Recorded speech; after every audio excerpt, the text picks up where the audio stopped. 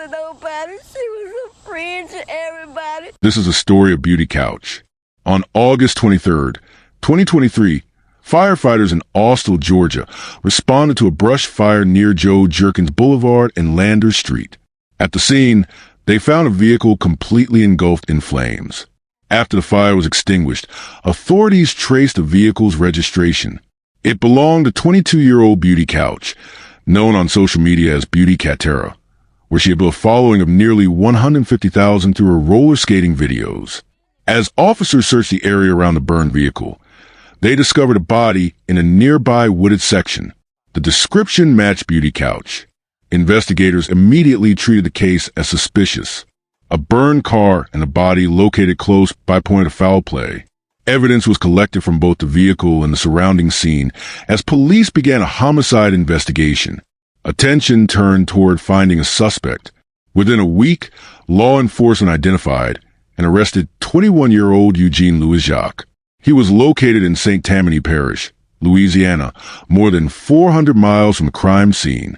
And new at 10, a man has been arrested in the Eden Isle for the murder allegedly committed in Georgia. 21-year-old Eugene Louis-Jacques was wanted in connection to his girlfriend's death, who is a popular influencer on Instagram. His girlfriend, known as Beauty Katera Couch, was found dead near her burning car on Wednesday in Austell, Georgia, not far from Atlanta. Investigators say Louis-Jacques frequented the Slidell area, so they got in touch with St. Tammany Parish deputies. They found him driving on Oak Harbor Boulevard near Landmark Drive yesterday. He's since been booked as a fugitive.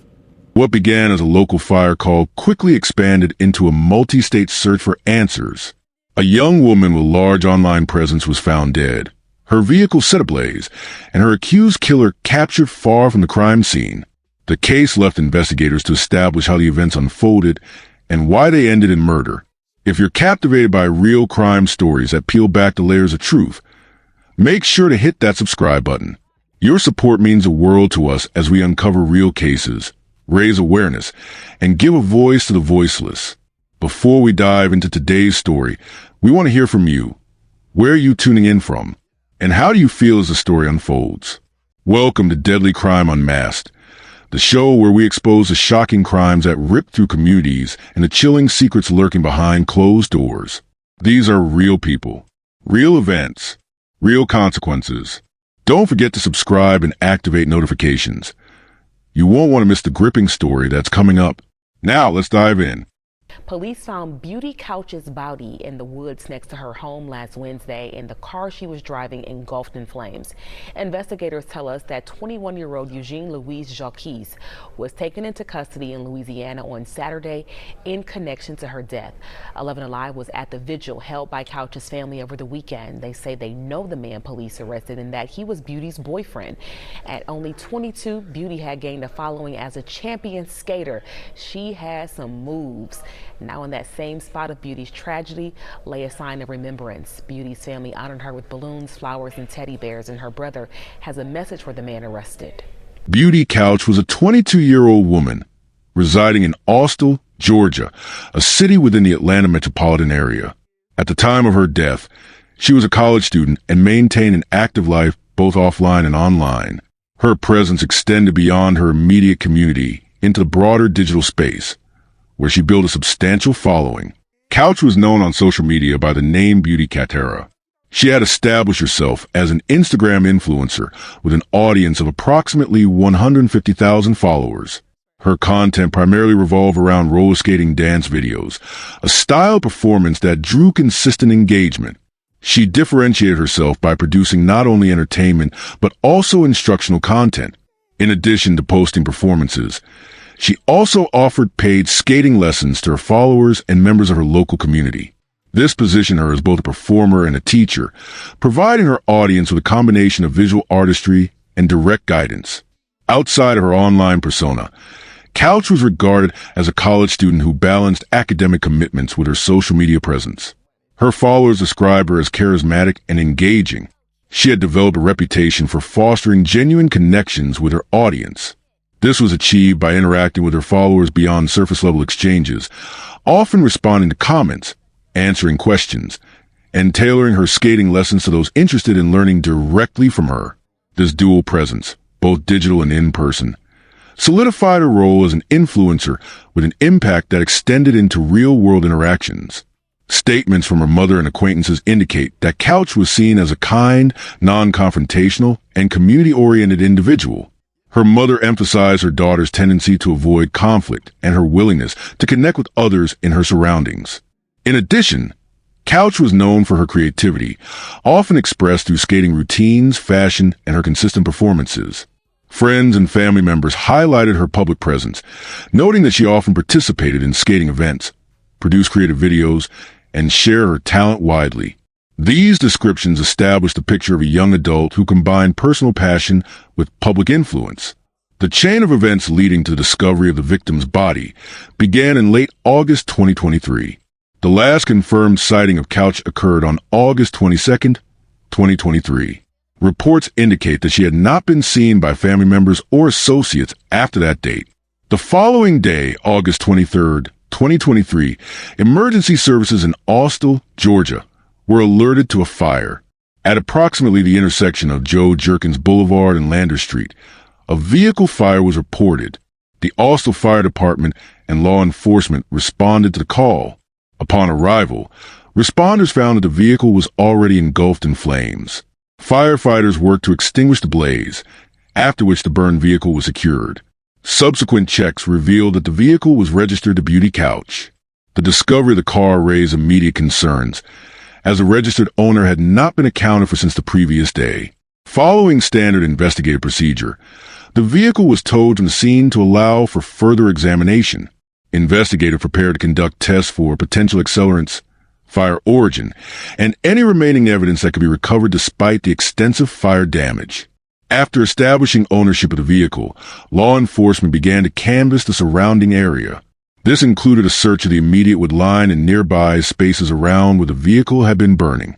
During this search, officers located a body matching the description of Beauty Couch in the wooded area adjacent to the scene of the fire.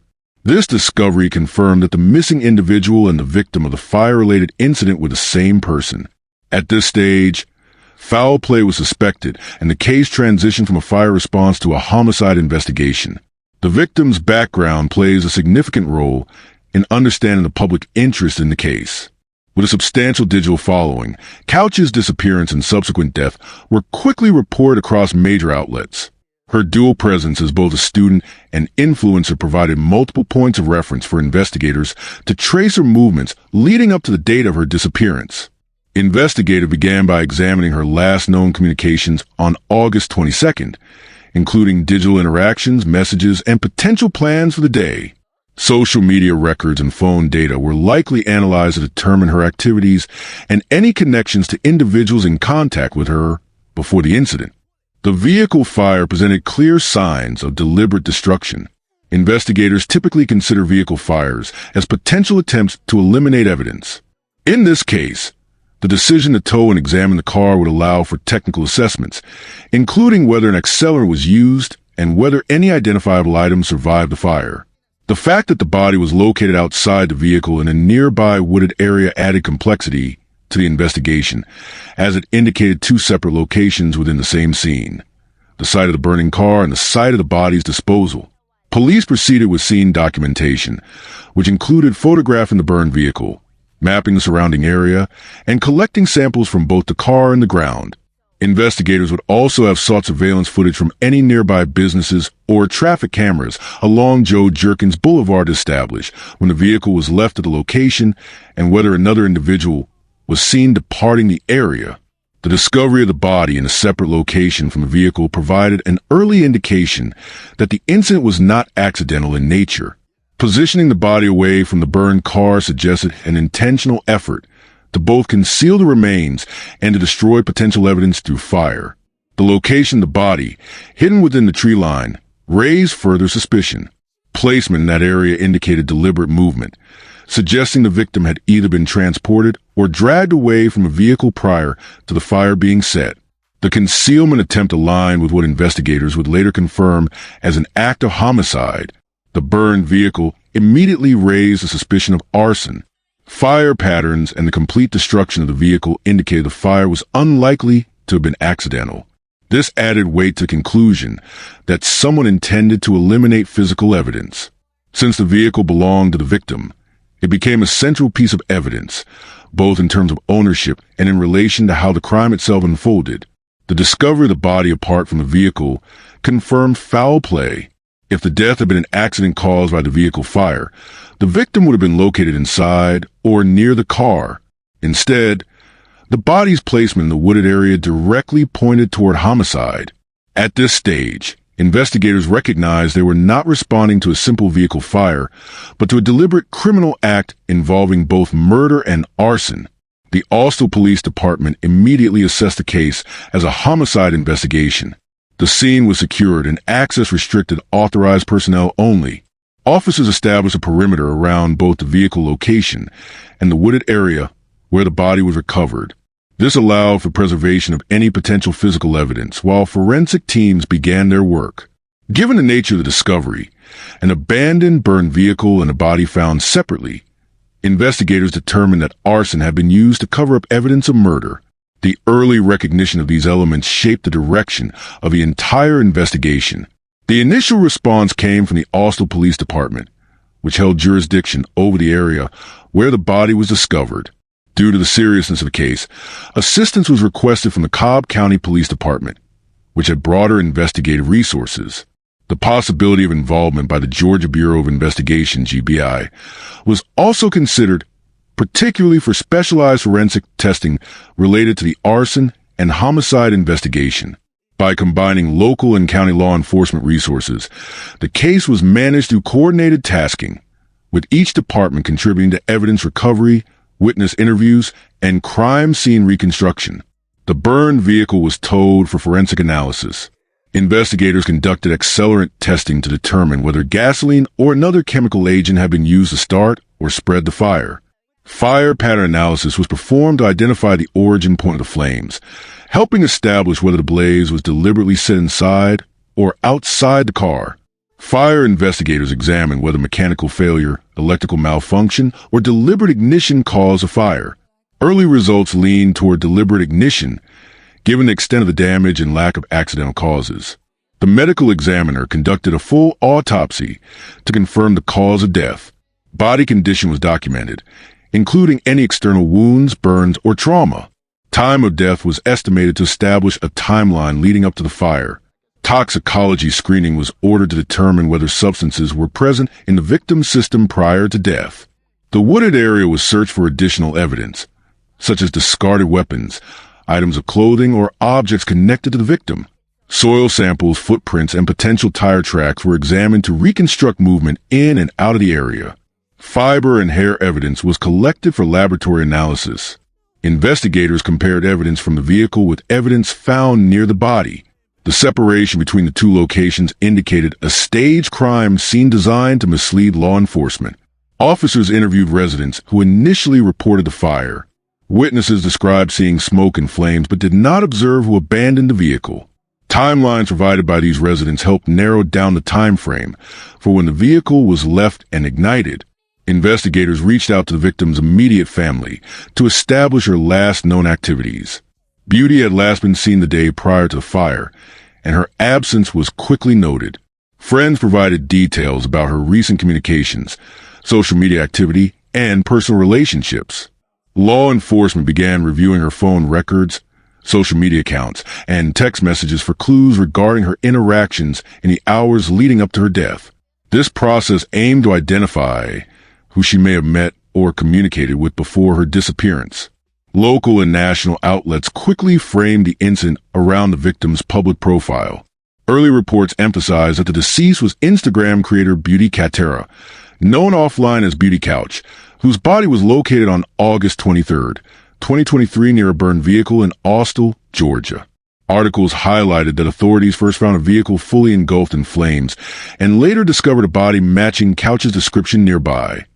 These points were repeatedly cited in initial coverage. Coverage also underscored her roller skating content and following. Reports cataloged her presence as a skating and dance creator and noted her audience size to contextualize the rapid spread of news about her death. The emphasis on her online visibility appeared across entertainment and Metro News desks. Within days, media stories documented a surge of reposted skating clips and compilations drawn from her public feeds. Articles noted that accounts in the skating niche circulated her videos, and that community pages amplified earlier performances and routines. This aggregation was frequently mentioned in coverage, summarizing her online identity and content focus. Followers' comments on recent posts were widely referenced by reporters. Outlets described threads of shock and condolences appearing under her most recent uploads. News summaries included screenshots or descriptions of those comment sections and noted the rapid increase in engagement on her public profile after the death was announced. Media also documented the broad redistribution of her skating clips by general interest and entertainment pages, reflecting how the story migrated beyond core followers to larger audience pools. Entertainment coverage pointed to the scale of shares and embeds as the primary evidence of reach. Coverage included on camera and quoted remarks from her mother, identifying the victim by name and urging accountability. Local TV reports captured the family's descriptions of the daughter's life and public persona and relayed their request that investigators pursue the case to conclusion. These family statements were used by outlets to anchor the narrative with direct sources connected to the victim. Local stations continued to feature follow-ups in which relatives reiterated calls for justice, paired with updates from police about the investigative status. These pieces typically combine family interviews with brief summaries of what detectives had confirmed to date. Police communications in late August 2023 identified a suspect, 21-year-old Eugene Louis-Jacques, also reported in some outlets as Louis-Jacques. Reports stated that an arrest warrant had been secured on charges including murder, arson, and aggravated assault. The suspect was taken into custody by the St. Tammany Parish Sheriff's Office, Louisiana, after leaving Georgia. Coverage stressed the cross-state nature of the apprehension and noted he was held pending extradition to Georgia. Subsequent reporting documented the booking and transfer timeline. Local outlets indicated he was booked into Cobb County custody in mid-September 2023 following the Louisiana arrest and extradition process. A later local report noted that a Cobb County grand jury returned an indictment on October 16, 2023. These updates clarified the case posture beyond the initial arrest. Coverage consistently described the suspect as having ties to Florida and being apprehended in Louisiana. Law enforcement source reports stated that he left Georgia after the incident and was located by the St. Tammany Parish Sheriff's Office Proactive Enforcement Unit, which conducted a traffic stop, leading to the arrest. Outlets did not uniformly list a specific Florida city. Law enforcement and mainstream reports focus on Florida residency generally and the Louisiana arrest specifically.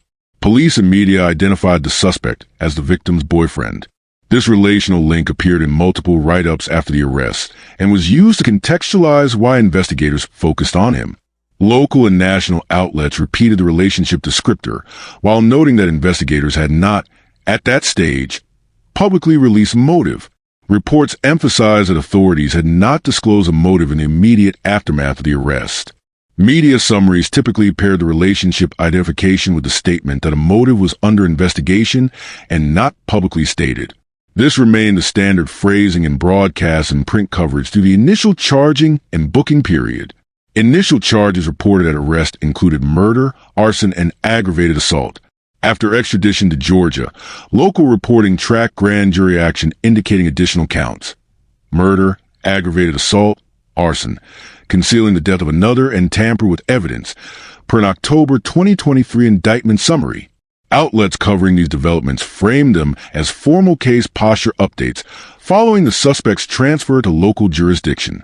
On August 30th, 2023, authorities in St. Tammany Parish, Louisiana, confirmed the arrest of 21-year-old Eugene Louis-Jacques. The arrest came 1 week after the discovery of the body of Beauty Couch, also known online as Beauty Katera, in Austell, Georgia. Law enforcement identified Louis-Jacques as a suspect during the course of the homicide investigation and tracked his movements across state lines. Following the arrest, authorities announced that Louis-Jacques faced several criminal charges directly related to the events surrounding Couch's death: murder, the intentional killing of Beauty Couch; arson, the burning of Couch's vehicle, which had been discovered engulfed in flames near the location where her body was later found; Aggravated assault, an additional charge linked to violent actions against Couch prior to or during the commission of the crime. The arrest was executed under a fugitive warrant issued in Georgia, where the crime occurred. The warrant allowed authorities in Louisiana to detain Louis-Jacques, while arrangements for his return to Georgia were finalized. The St. Tammany Parish Sheriff's Office coordinated with Georgia law enforcement agencies to ensure custody transfer. After his arrest, the legal process shifted toward extradition. Extradition is a formal procedure by which a suspect detained in one state is transported to the state where the alleged crime took place. In this case, extradition was arranged to return Louis-Jacques to Cobb County, Georgia, where prosecutors would file charges and pursue legal action through the court system. The arrest was viewed by law enforcement as a key development in advancing the case from the investigative stage into the judicial stage. With a suspect in custody, the focus moved toward ensuring a legal framework for prosecution. Once extradited to Georgia, the suspect faced a standard pretrial process. Booking, formal documentation of the suspect's arrest upon arrival in Cobb County, including fingerprints, photographs, and official entry into the county jail system. Initial court appearance, a hearing before a judge where the suspect is informed of his rights, advised of the charges filed against him, and given the opportunity to request legal counsel. Formal reading of charges. The court formally presented the charges of murder, arson, and aggravated assault. At this stage, the suspect was expected to enter an initial plea, commonly not guilty, allowing the case to move forward into the trial preparation phase. The prosecution strategy in a case of this nature typically includes several objectives designed to establish the suspect's culpability beyond a reasonable doubt, demonstrating that the suspect was in close association with the victim, presenting evidence that placed the suspect near the scene of the crime, using forensic results, eyewitness testimony, or digital data, such as phone records to show interaction with the victim prior to her death, highlighting the discovery of Couch's burned vehicle as deliberate destruction of evidence, forensic examination of the car to determine whether accelerants were used, demonstrating that arson was not incidental but part of an effort to conceal or hinder the investigation, arguing that the sequence of events leading to Couch's death showed deliberate planning, establishing that actions such as relocating the body and burning the vehicle were not spontaneous but calculated, using circumstantial evidence to support the theory of intent to kill and destroy evidence afterward. Defense attorneys, tasked with representing the suspect, would likely pursue strategies aimed at undermining the prosecution's narrative. Several potential approaches can be identified.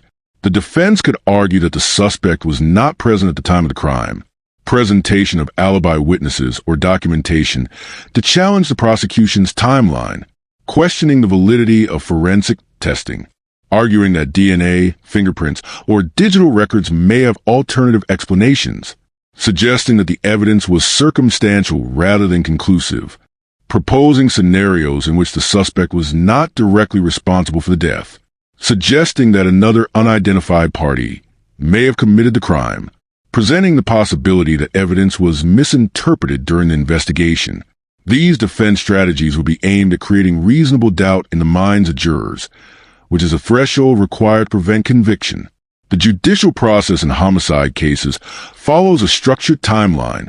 A grand jury in Cobb County would review the evidence presented by prosecutors. If the grand jury found sufficient evidence, it would issue a formal indictment charging Louis-Jacques with the crimes. A series of hearings would follow, addressing issues such as admissibility of evidence, discovery requests, and motions filed by either the prosecution or defense. These hearings are critical in determining which evidence may be presented during trial. If the case advanced without a plea agreement, a trial by jury would be scheduled. Both sides would present opening statements, introduce evidence, examine witnesses, and make closing arguments. A jury would then deliberate to reach a verdict on each charge. If this story gripped your heart and left you questioning the truth, don't forget to hit that like button and share with others who need to hear it. For more chilling true crime stories that dive deep into the mysteries behind these tragedies, make sure to subscribe to our channel and turn on the notification bell. You won't want to miss our latest updates, investigations, and thought-provoking discussions. Thank you for being part of this journey with us as we uncover the truth and seek justice. Together, we can make a difference. Stay safe, Stay aware, and we'll see you in the next one.